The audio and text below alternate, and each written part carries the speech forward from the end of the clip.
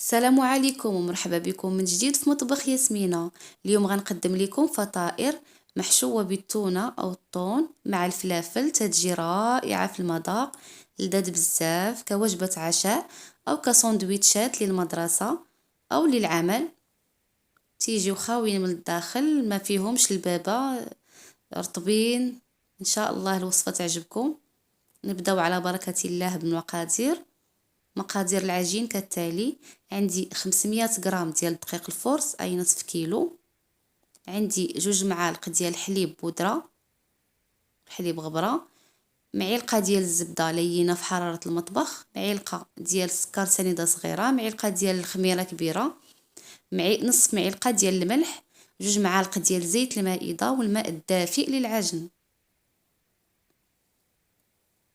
نضيف العناصر على الدقيق الا الزبده، غنخليها حتى تبغي تدلك العجينه عاد نضيفها.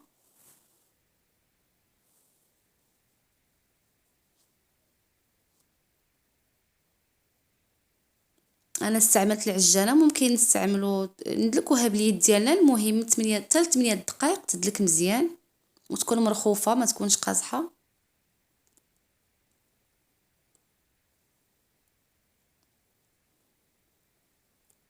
صافي، من بعد ما قربت تدلك نضيف لها الزبده اللينه،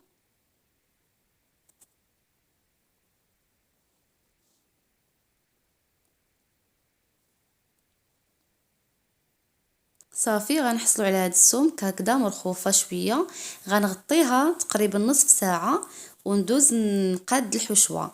عندي الفلافل ملونين، نصف فلفله حمراء ونصف فلفله صفراء وفلفله خضراء وبصله، شلط كل شيء.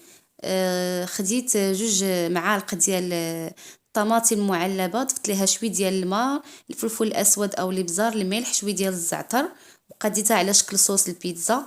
عندي حك ديال الطون ديال الزيت اللي صفيتو، عندي معلقه ديال البابريكا اي التحميره، شويه الابزار، شويه السكنجبير، راس المعلقه ديال الكمون ومليحه والزيتون مقطع.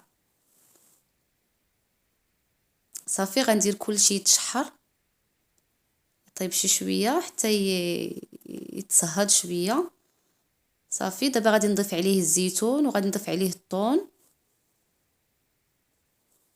صافي ها الحشوه ديالنا وجدات. ما غاديش نخلط مع الصوص ديال الطماطم، غادي تشوفوا الطريقه من بعد.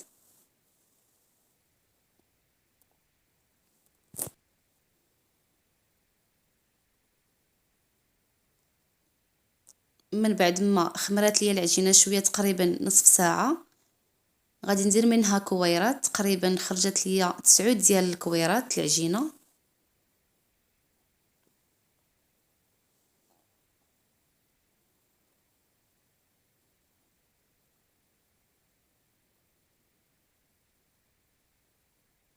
صافي غادي نستمر حتى نكملهم، وغادي نبدا نطلق كل وحده وندير فيها الصوص ديال الطماطم والحشوه وشويه ديال الفخوماج اللي ما ذكرتوش في المقادير، الاحمر او فرما الساندويتش، ممكن تستعملوا نوع واحد اللي كان متوفر.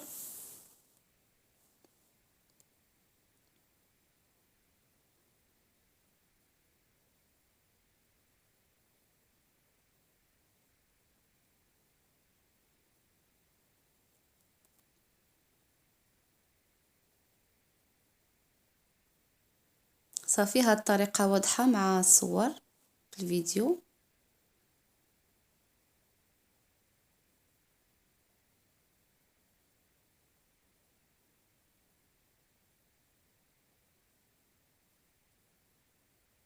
ممكن تخلطوا الصوص ديال الطماطم اللي درت تخلطوه مع الحشوه، انا اختاريت نديرو على شكل حشوه بحال ديال البيتزا. انا تيعجبني هاد النوع ديال الحشو في الفطائر اللي معتمده.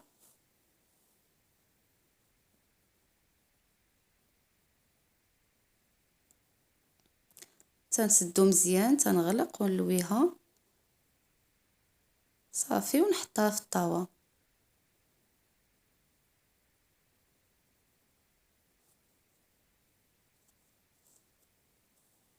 نعاود وحده باش تشوفوا الطريقه.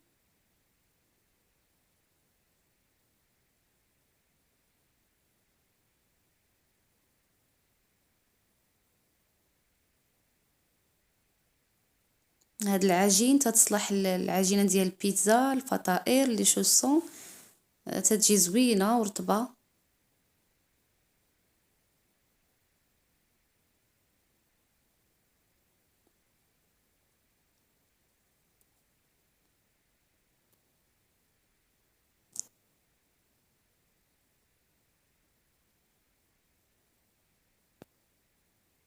صافي من بعد ما كملت غنوضعهم في الطاوة اللي دهنت بشوية ديال الزيت ورشيتها بشوية ديال الدقيق. ممكن تفرشوا ورق الطهي. خليتها ترتاح تقريبا 10 دقائق.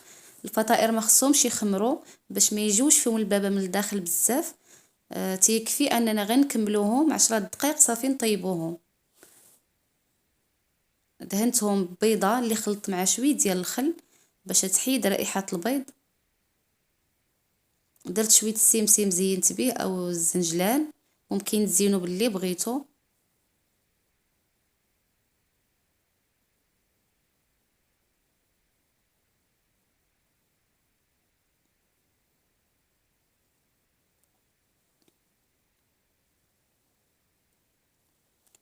خديت موس ديال الحلاقه او زيزوار، تنقولوا الزيزوار، او خذوا موس يكون ماضي عملوا شريطات للتزيين. صافي هما الفطائر بعد ما طابوا في الفرن ما تياخدوش الوقت بزاف في الطهي، تيجيو لذاذ بزاف والشكل ديالهم رائع ورطبين. نسيت ما قلت لكمش الدقيق يكون ممتاز ديال الحلويات. دائما الفطائر اللي درتوهم بالدقيق الممتاز ديال الحلويات كونوا على يقين انهم غيجيو روعه في الشكل ورطبين بواحد الشكل عجيب. تنتمنى الوصفه تكون عجبتكم. الى عجبتكم ما تنساوش ديروا لايك للتشجيع. الى مازال ما شاركتوش في القناه شاركوا باش يوصلكم الجديد ديالي. والسلام عليكم ورحمه الله تعالى وبركاته.